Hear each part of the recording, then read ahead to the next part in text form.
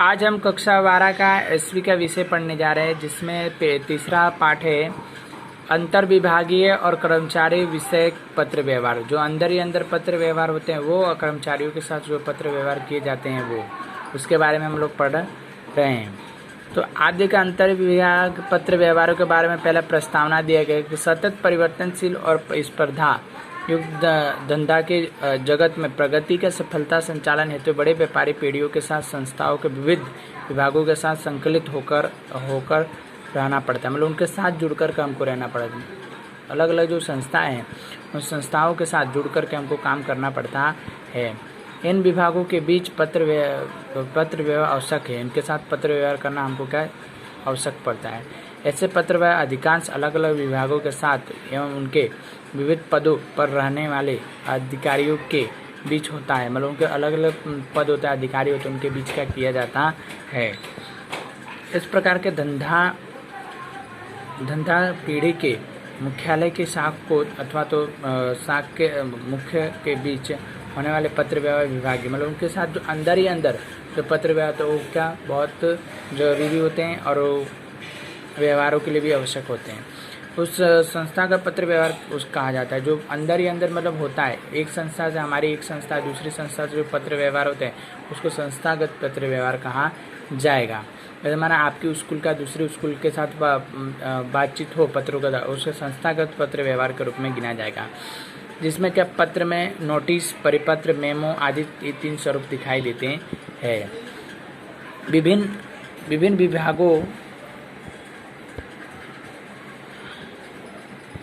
विभिन्न विभागों के बीच संपर्क मौखिक सूचना या अन्य माध्यमिक द्वारा होता है। जो फिर भी अंतर विभाग पत्र व्यवहार निम्नलिखित होते हैं।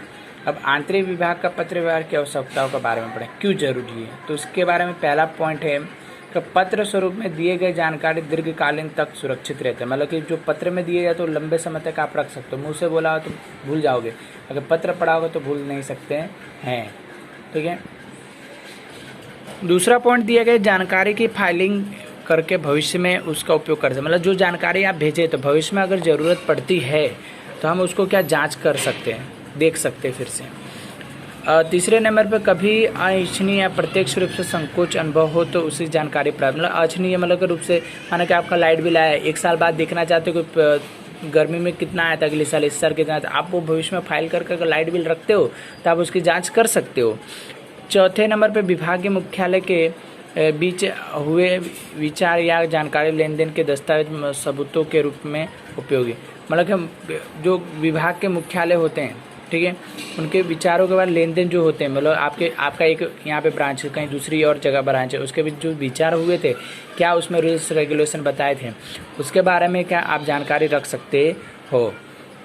संबंधित व्यक्तियों के लिखित सौंपे गए कार्यों के कारण अपने कर्तव्य के प्रति संचेत, मतलब आपके द्वारा जो लिखा गया था पत्र, उसके द्वारा आप क्या एक संचोत रूप से आप उसको जान सकते हो।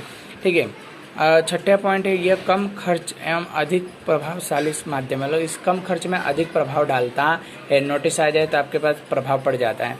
आज नोटिस का अर्थ पढ़ते हैं कि व्यापारी पीढ़ी एवं संस्था में कानूनी वैध और कार्य के ढांचेगत बातों को वह होने वाले परिवर्तन तथा अमलीकरण से संबंधित कार्य कर्मचारियों को जानकारी देने होते पत्र को नोटिस कहते हैं। मतलब कि कानूनी रूप से जो आपकी पीढ़ी में चाहे कंपनी में जो परिवर्तन होने वाला, माना कि समय का परिवर्तन होना है, तो सब कुछ जानकारी देते हुए आप क्या बता सकते हो। ठीक है, जिसको नोटिस के रूप में गिना जाता है। अब नोटिस किस उद्देश्य से लिखा गया उसके उद्देश्यों के बारे में हम पढ़ते हैं। तो पहला, जब नीति विषयक बातों का पूर्ण पालन ना हो तो कर्मचारियों को ध्यान आकर्षण करने के लिए नोटिस लें। मतलब आपने जो ऑर्डर दिया वो ऑर्डर पूरा नहीं हो रहा है तो उसके लिए नोटिस दी जाती है। परिस्थिति के अनुसार के परिवर्तन के कर्मचारियों को बताना। जो परिस्थिति का माना कि अभी ठंडी का समय चल रहा हो तो ठंडी के समय में अगर समय 7 बजे का तो 7:30 करना हो तो उसके लिए जानकारी देने के लिए पत्र लिख सकते हैं।